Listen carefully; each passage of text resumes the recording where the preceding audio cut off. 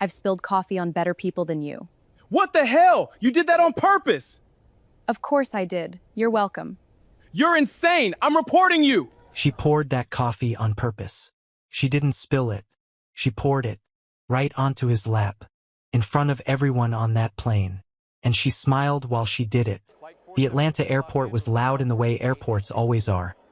Announcements bleeding into each other, wheels dragging across tile, a kid somewhere crying, someone else laughing too hard at something on their phone. Nobody paid attention to anybody. That's what Caden thought as he walked through the terminal doors.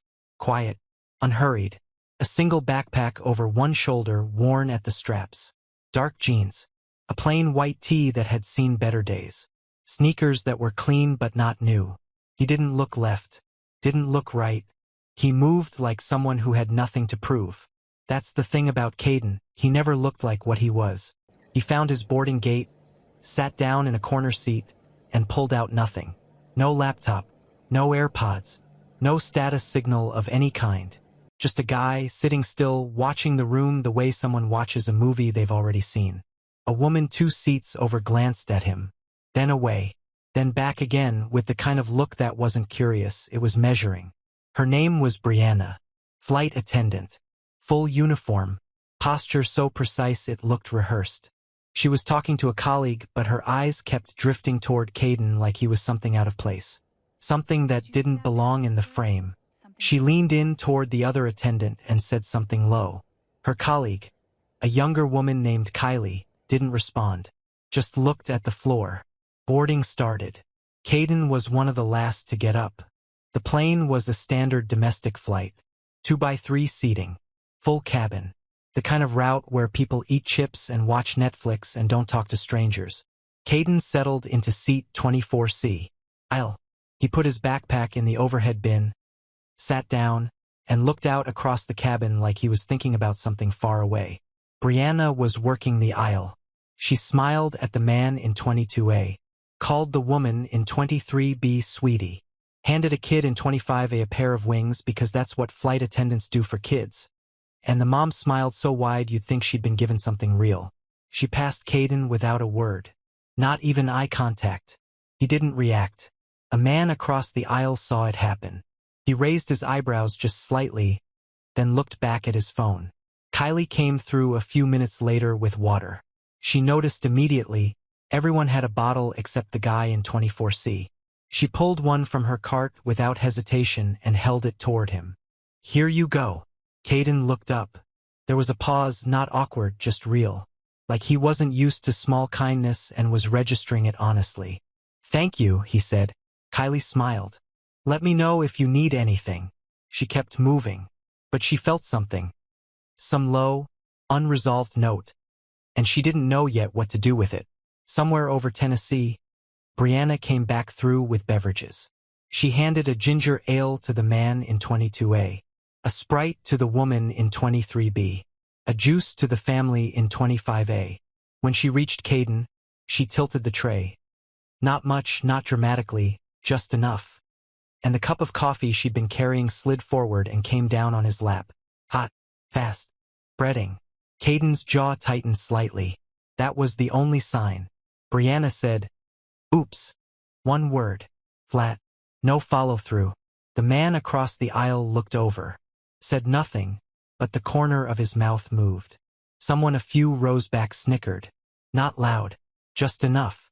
Caden reached down and blotted his jeans with the thin napkin that had come with nothing. He didn't say a word. Didn't look up. Brianna was already moving on. But Kylie had seen it. She'd been standing at the rear galley, holding a stack of cups, and she'd watched the whole thing. The angle of the tray, the timing, the way Brianna's hand had moved. She set the cups down slowly. That wasn't an accident. She walked up the aisle to where Caden was sitting, crouched beside him. "I'm really sorry about that," she said quietly. "Can I get you something? Club soda? Anything?" Caden looked at her for a moment. "I'm fine. I want to help. I know." A pause. That's the difference. Kylie didn't fully understand what he meant, but it stayed with her. 30 minutes later, Brianna picked up the intercom. Nobody expected it. The cabin went quiet the way it does when something about an announcement sounds different from the routine ones. Brianna's voice came through smooth and practiced. Just a quick observation from your crew today. She paused like a comedian waiting for the room to settle. Sometimes people board a flight thinking it gives them a certain status, like the altitude changes who they are. A few people laughed. We see it all the time. Most of the cabin didn't know who she was talking about, but some did, and the ones who did looked toward seat 24C. Caden was looking out the window, not away, not hiding, just outside of it, like the whole thing was weather, like it would pass. Kylie was standing near the galley curtain. Her hand was on the fabric. Don't. She said it out loud. One word, toward Brianna, just loud enough. Brianna lowered the intercom, but as she walked past Caden's row, she leaned down, close, quiet, like a secret, and said, "By the time we land, you'll know exactly where you stand." Caden turned from the window. He looked at her for the first time fully. Not angry, not wounded, just clear. "Sometimes what looks like nothing is everything," he said. "You'll understand that soon." Brianna straightened up, laughed once, short, dismissive. She walked to the back. The descent announcement came. Seat belts, tray tables, the familiar mechanical language of arrival. Caden didn't move toward the overhead bin early, didn't jostle for position. He waited until the aisle cleared, then stood, pulled his backpack down in one motion, and walked toward the front of the plane. Kylie was at the door. She looked at him as he passed. "Whatever just happened in there," she said. "I want you to know I didn't think it was right." Caden stopped. He looked at her directly. "You didn't just think it," he said. "You said it. Out loud. When it was easier not to." She shook her head. "I didn't say enough. You said it once." He paused. "That's more than most people manage." He stepped off the plane. The Atlanta jetway opened into a wide terminal corridor. Caden walked out, and 6 people were standing there waiting for him. Not family, not friends. Men and women in dark suits. Hands folded, eyes forward. And beside them, 2 senior executives from Skyspan Airlines. Lanyards visible, posture rigid. Faces carrying the particular tension of people who have prepared for a moment they didn't know how to prepare for. One of them stepped forward. "Mr. Caden Reese." The man's voice was careful, formal. He extended his hand. "Welcome back to Atlanta, sir. Everything's ready." The corridor was busy. People moved around them, but several stopped. Not because of the suits, because of something else. Something in the arrangement of it all. The way these people stood when he walked out. Brianna came through the door 10 seconds later. She saw it immediately. Her carry-on stopped rolling. Her face changed, not quickly, but completely. The way ice doesn't look like it's cracking until it already has. She recognized one of the executives. Had seen him at company briefings. Had shaken his hand once at a staff event and smiled for a photo. He was the regional VP of operations for Skyspan Airlines. And he was bowing his head to the man in the coffee-stained jeans. Kylie came through the door behind her. She saw it too. She didn't move. Caden shook hands with the executives. He didn't perform it. Didn't make it a show. He just was. One of the men in suits leaned toward him and said something quietly. Caden nodded. Then he turned and looked back at the door. Brianna was standing frozen at the edge of the corridor. He looked at her for a long moment. Then he turned back to the executive team and said, simply, "Can you bring the full cabin crew out here?" Took 4 minutes. Brianna, Kylie, 2 other crew members who had been on that flight. They stood in a loose line in the corridor. Other travelers had slowed. Some stopped entirely. There's something about a reckoning that's impossible to look away from, even when you don't know what it is. Caden stood in front of them, backpack still on, coffee stains still on his jeans. He spoke quietly. 3 months ago, I started traveling incognito on our own routes. He paused. Not to catch anyone doing something wrong, just to understand what it actually felt like to be one of our passengers. What the experience really was. Whether the company I built still matched what I wanted it to be. Silence. Today, he said. I have my answer. His eyes moved to Brianna. She couldn't hold his gaze. She tried. She failed. I sat in coach, he said. Plain clothes. Nothing to identify me. And before we were over the state line, I had been deliberately ignored, publicly mocked over the intercom, and had hot coffee poured on me. He let that sit. Not spilled. Poured. Brianna's mouth opened. I know, he said. I was there. Her eyes were filling. But he didn't soften. The passengers on that flight paid for a seat on an airline I own. They deserve to be treated like human beings regardless of what they're wearing. Regardless of whether they look important. He paused. Especially when they don't look important. That's when character shows. He looked at Brianna directly. Fully. Brianna. Effective now, your employment with Skyspan is terminated. The executive team has your separation paperwork. The sound that came from her was small, like something inside her gave out. Please, she said. Her voice broke clean down the middle. Please, one chance. I'll fix it. Caden's voice didn't rise, didn't harden, just stayed level. You had chances, he said. On the water, on the napkin, on the intercom, when you walked past her. He paused. You made choices each time, every single one. Brianna put her hand over her mouth. Caden turned to Kylie. She was standing still, not crying, not performing composure, just present, the way someone is when they've done what they could and know it. You offered water when no one asked you to, he said. You apologized for something that wasn't your fault. You said don't to someone who outranked you, out loud, in front of passengers. A pause. And on the way out, you told a stranger you didn't think it was right. Not after. Not in private. Right there. Kylie didn't say anything. That's not a small thing, Caden said. Most people decide it's too complicated. Too risky. Not worth it. He looked at her steadily. You decided different. He glanced at the VP beside him. Kylie moves into cabin crew leadership. Full compensation adjustment. Immediate. He looked back at her. You'll help us figure out what this is supposed to feel like from the inside. Kylie exhaled. Not a sound, just the body releasing something it had been holding. Thank you, she said. Came out barely above a whisper. Caden shook his head. Thank you, he said. That's not nothing. Don't let anyone tell you it is. He walked away from the corridor. The executives fell in beside him. Travelers who'd stopped watching started moving again. Slowly, like people leaving a film they weren't sure they understood but couldn't stop thinking about. Brianna stood where she was for a long time. The terminal moved around her. Everyone going somewhere.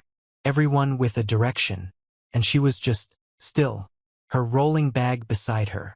Her uniform suddenly feeling like a costume she'd borrowed from someone she didn't know anymore. 3 weeks later, Kylie stood at the front of a briefing room on the 4th floor of Skyspan's Atlanta headquarters. 12 new cabin crew hires sat in rows in front of her.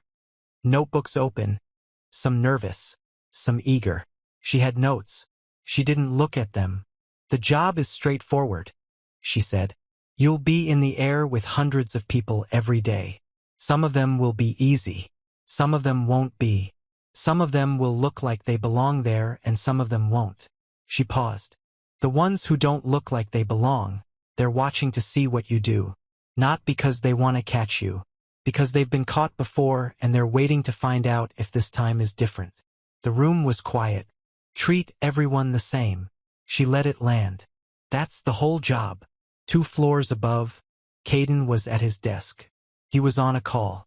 Something about expansion, new routes, a partnership in the southeast. The kind of call that should have had his full attention. But his eyes kept drifting. On the corner of his desk, folded and slightly wrinkled, was the paper napkin from Flight 1147. The one he'd used to blot the coffee. He didn't know why he'd kept it. He thought he did. But he wasn't sure. He ended the call. Sat back. The city stretched out through the window behind him. Atlanta wide and hazy and full of motion. Planes arcing up into the distance. Every one of them carrying people who didn't know his name, didn't care what his name was, just wanted to get where they were going and feel okay while they did it. That was it. That was the whole thing. He looked at the napkin. Then he picked up the phone and called downstairs. Can you ask Kylie if she has 15 minutes? She came up, knocked twice, opened the door. You wanted to see me? Yeah. He gestured to the chair across the desk. Sit down. Tell me how the training went. She sat, told him. He listened, actually listened, not in the way executives listen while they're thinking about something else, but like he was taking notes in his head. When she finished, he was quiet for a moment. Was it hard? He asked. Talking to a room full of people about something that personal? She thought about it honestly. A little, but not because of what happened. She paused.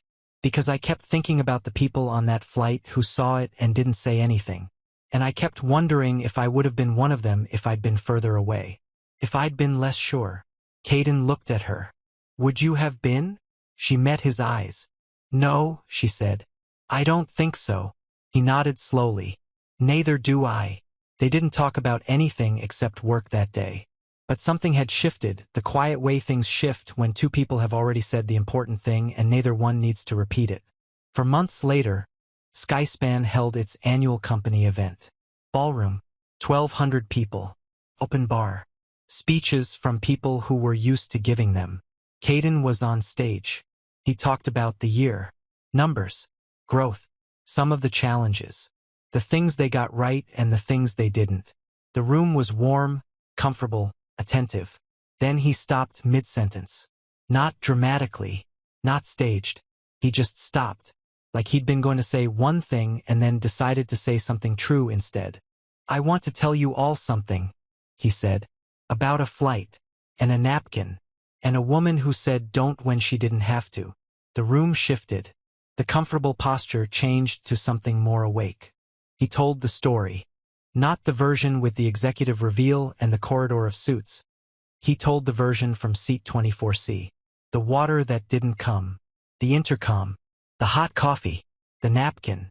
He told it plainly, without drama, without making himself the hero of it. I built this company, he said. From 3 planes and a credit card and a lot of nights I don't talk about. He paused. And the most important thing I saw in 12 years of building it, I saw it in an airplane aisle. From a flight attendant who didn't know who I was and gave me water anyway. Who said one word when it mattered. Who told me the truth on the way out because it was the right thing to do. He looked at Kylie. She was standing at the edge of the room, near the back.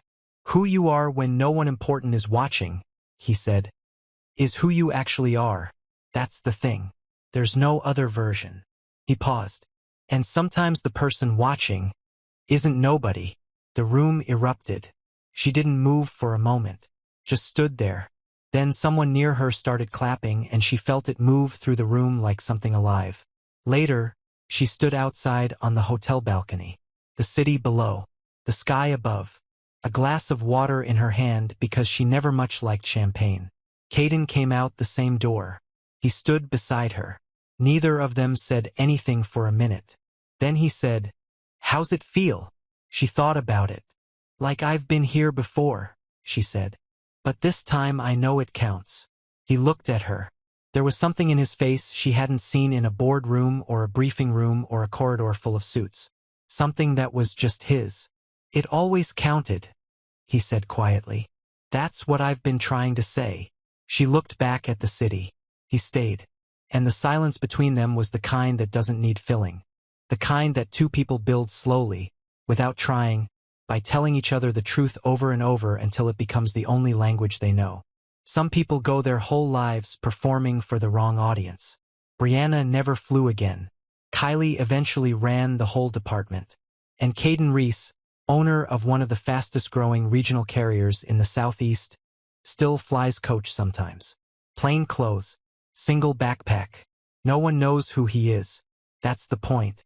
The people who treat you right when they think you're nobody, those are the only people worth knowing. And the ones who don't, they already told you everything.